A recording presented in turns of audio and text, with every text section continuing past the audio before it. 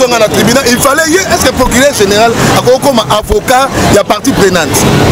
Mais bato na bazali, ce bazali réellement bato. Bako qui na tribunal pas si je me pèse ma vie. Jusqu'à là jugement la vie c'est inattaquable. Depuis 2005 ba attaquant monté.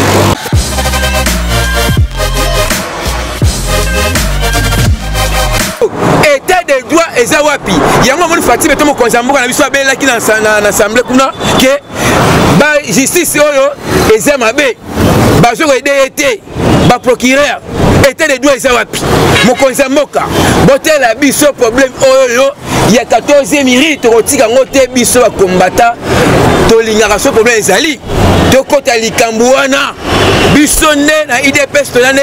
bana Congo to kota makambo on stu muto zo lela loko mama wana mukolo ba zo lela biso IDPS to tala boy to tala te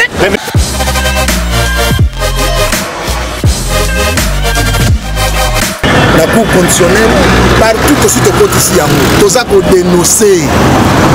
dénoncer oyo les salama oyo babenga ngo za criminalité judiciaire to salama te oyo basali wana babenga bazo sala rébellion bazo créer rébellion na kata justice ça la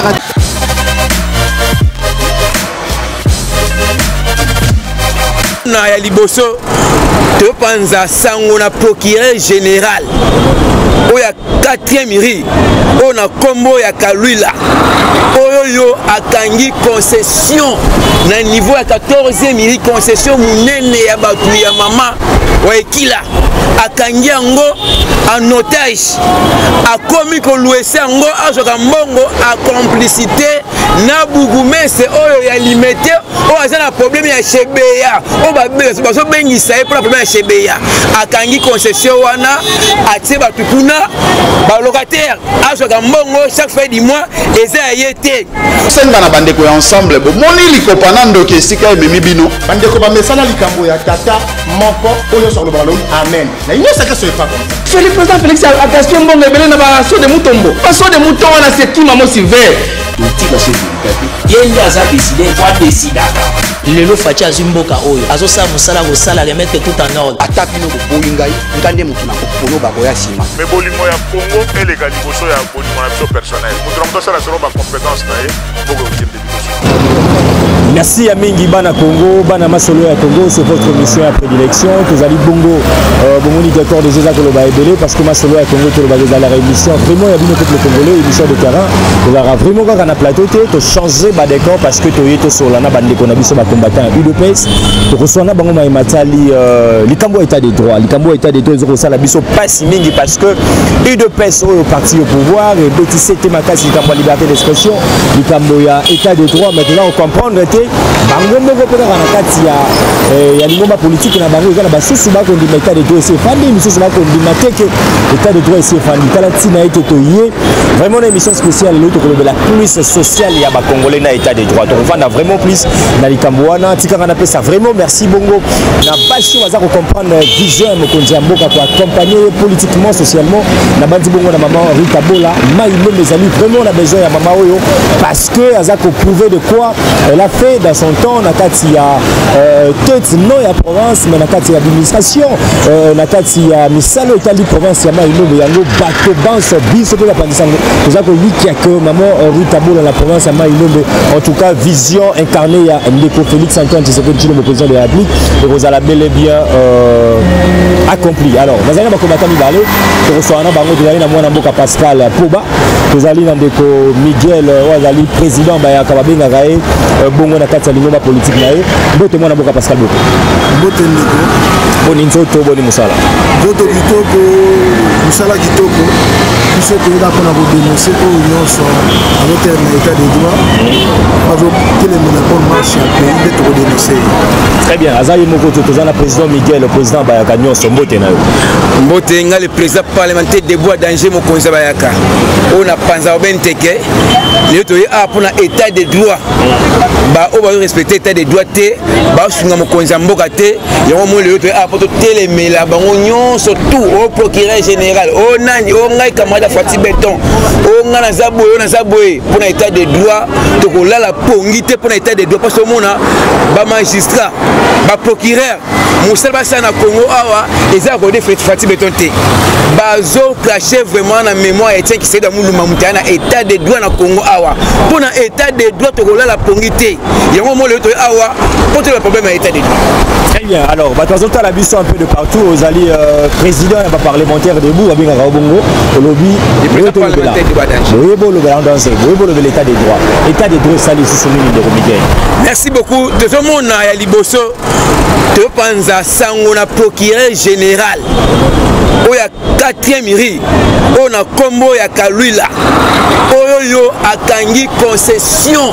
na niveau ya 14e ri concession munene ya batu ya mama wa ekila akangi yango en otage akomi koluesa yango azoka mbongo a complicité na bugumese oyo ya limité o aza na problème ya chebeya o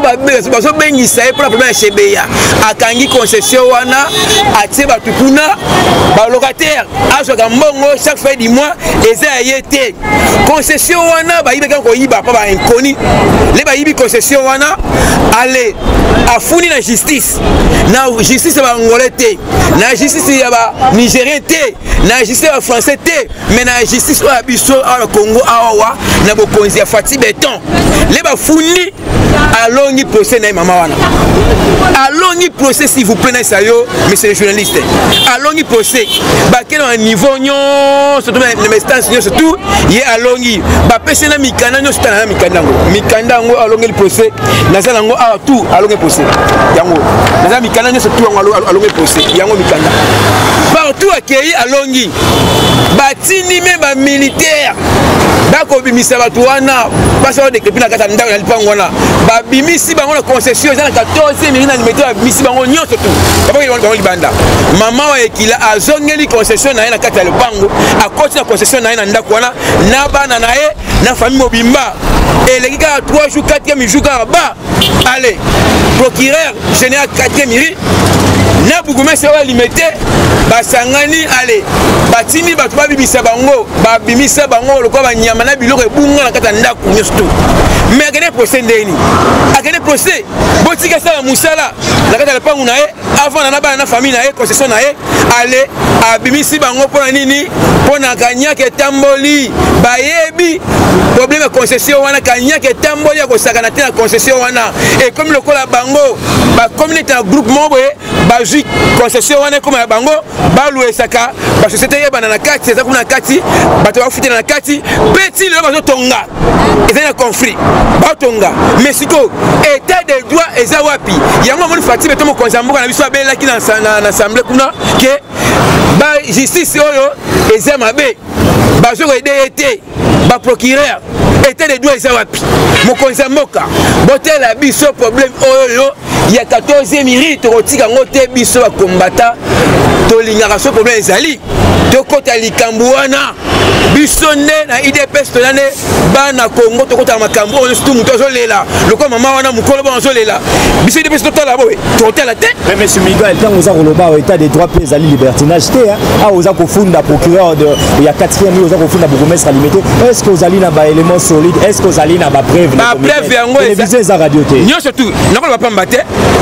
te bayebi yango wana na ngai ti bayebi makambo oyo nyonso bayebi makambo oyo nyonso bayebi yango nyonso tu bayebi yango bakati partout oui naza mosa famille te nga nazali nde mutu ya état de droit na sens nini landa ngai IDPS edefandaka mutu azolela parce balela koma nani ya Félix ya Fati Beton o tala mokonzi Fati Beton tala nde état de droit tala boye sikoyo le bazolela bongo sikoyo biso ta IDPS totika eloko totika yango te tosoutenir état de droit Fati Beton état de droit tosoutenir yango to aider mutu nyonso azolela na kombo Fati Beton parce que Fati Beton état de droit justice eza indépendant bosala mosala ndenge elongwami mais bokati bapreuve eza yango bokati makambo nyonso bapreuve ezali mais sikoyo ante kanyaka etambolaki na bourgmestre oyo ya limité yango mosiko basalani babimisi mama wana mpo na kanyaka bakangi yango eloko eza bango te bapreuve ezali eza bango te. Je pense que masolo ya Congo ezalaka église au milieu du village, toyoka son de cloche moko. Ah, tous autres informations, dénonciation. Je pense que monsieur Koulou Douglas, Ozali numéro 1 à commune alimentée, tu recotes en contact naïe, tu recotes à si seulement si ma dénonciation de Miguel Azali Kosalawa, monsieur le bourgmestre Douglas Ozali impliqué na kati na likambo za kobeta cet état de droit. Alors ndeko Pascal Pouba, nini yo sengeli ya kobakisa sous na dossier oyo et puis maman o to koloba na ngonga o azali wapi? Ndeko na ngai vraiment eloko ko kamusanga na mboka na biso. Jugement est à œuvre, il y a un tribunal. Jamais parquet, à quoi qu'on soit œuvre et tribunal, à mettre en étude et à la rater. Bato ba yebi mibeko ya mboka bazola na biso. Na yé procureur général. Nous sommes censés autant que section mibeko ya mboka. Vraiment mutaza na jugement na yé a gagné procès, a gagné procès na yé. Mais yo procureur maman na côté na concession na yé à prendre une forme. Mais yo tindi batu ba yeko ça la rébellion à carte concession. Est-ce que le processus est là qui est respecté? Jugement on est d'abord signé mon colonie. Et là qui est respecté c'est depuis 2005. OK. C'est depuis 2005. Batu baza qui concession ba kanga concession na ezali ancien régime oyo ba ki tozali na ancien régime bantigang. Ba intouchable. Ezala qui monsieur Delphin Kaïm, monsieur Général Moukoutou baza qui occupé la carte concession. Maman wana tika ki bango devant Moukoutou devant Kaïm, maman na longa ki bango procès à tribunal à Matete. Depuis 2005. OK. Comme bazala qui fort, moya kotinda bata service à cadastre na carte exacte ba kokanga bango. Nos avocats baza qui menacé, ba ki mamoko même la maman lui-même elle-même baza qui menacé ki mamoko yo. Très bien, malgré âge, maman commune à 83 ans. C'est une dame de 83 ans. Une dame de 83 ans. T'as la niveau ya maman, elle a qui député national, elle a qui membre de la communauté centrale. Maman a qui a oumeli na mosala ti maman kota le dans 83. Maman nous omona azar vraiment ancien collègue ya leader na biso azali lelo mofungo linzela na biso nion sur les sinifs peut-être c'est que Mungu Makaye il était député maman on n'a pas acquis député écoute on a devait la biso ba histoire où les kaka na ba assemblée plénière na bango nyezo leka alobi mutu na bino bozana e c'est un homme fort il faut voir que ça va valeur où ezala ki katina e mais avec son fils naza sûr et certain que ba valeur na e ko la bino il faut bunda était nyos on signifie lingaki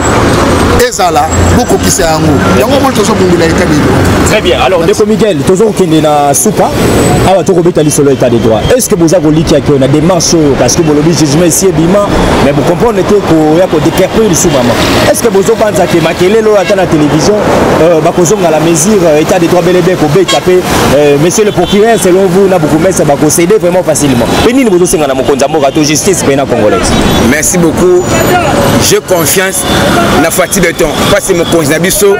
à l'unité ba bouger population naé à l'unité population la libanda o azana raison a retirer na raison yango moni et le retour ba oyo atandenge nini lokola Fati Beton a bundela état de droit lokola maman azana raison et aussi na raison kaka nda bon ko libérer concession na to singa boumé c'est limité to singa procureur général au Kaluila asala ndenge za ça yango te to na marche monene to na marche monene oui tout ça marche parce que état de droit on peut commenter ton état de droit to dénoncer tout ça marche si to na programme na 4e mairie de ta concession monene to ça marche parce que mon konzambo ça ni ayo ka biloko oyo et le ça y est asa mikana complet tout ça la même to qui ne ti et pas président de la République mais c'était de l'autre comment to banana 4e mairie la 4e mairie awa ti marche si la cité de loya to kende parce que biso combattre to la kanda parce que ils ont fini ça mon conseil biso tant maman baka ah c'est mon conseil ici to suis congolais ce congolais on to jusqu'au état de développement ezali ya ba marche na bino oni bande kopia Lubumbashi banga ko tambola pona ko senga pe libération de Congo Imulunda ba petit c'est Ngo Imulunda na problème mususu Ngo Imulunda problème ne mususu mais oyo eza un individu eza mutu biso tosala mosala na biso nde toyebi tosala mosala na biso torespecte bageste bagende ndenge balobi tokende totika mimo na biso tosala mobulu lo monte parce mokonzi aoka nde eloko oyo esalama na Congo oyo ya problème état de droit eza te okufa bato ya état de droit bango wana atofana na Fatime to atofana na président de la République to ni meloko très bien ndeko Pascal Komba nini koyi kobakisa na likambo état de droit surtout na dossier ya concession 14e oyo na kobakisa na dossier oyo eza ke na ba instance nyonso baza déjà informé parce que tosi tosali memo tokotisi déjà na ba instance nyonso kobanda na président de la République na procureur général de la République la cour constitutionnelle partout tosi tokotisi yango toza kodénoncer oyo ezosalama oyo babengaka yango eza criminalité judiciaire okoki osalama te oyo basali wana babengaka bazosala rébellion bazocrée rébellion na kati ya justice ezalaka te bafixe chef de l'état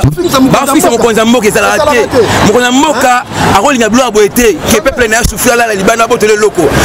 chef de l'état abundela nde makambo ya mabe eza na mboka te asisa makambo nyonso tu mboka eza malamu me bao bakosala wana eafixe chef de l'état soki procureur atalaki jugement ngo epesamaki mpe dans les normes te ndeko parce que bozali bajuge te esengeli komema makambo na procession eza na badocument kozonga na tribunal il fallait ye est-ce que procureur général akokoma avocat ya partie prenante mais bato wana bazali so baza réellement bato bakoki na tribunal pas jugement epesamaki jusque là jugement na biso eza inattaquable depuis 2005 baataka yango te boyebisana tosama boza problème na 2022 2020 parce que depuis 2005 to exécuté yango te mpo bazalaki kuna ba homme fort mais to exécuté na 2019 fois kaka na arrivé à Félix senga na bandeko ya ensemble bomoni likopa na ndoki esika ememi bino bandeko bamesana likambo ya tata moko oyo sur le ballon amen na inyosaka so epa Félix président Félix attention mbongo ebele na baso de mutombo baso de muto wana sekima mosi vert totika soki yende aza décidé kwa décidaka lelo faci azwi mboka oyo azosala mosala kosala remettre tout en ordre ata bino boboyi ngai nkande motu na kokono bakoya nsima me bolingo ya Congo eleka liboso ya bolingo na biso personnel moto na moto asala selo bacompétence na ye mboka okende liboso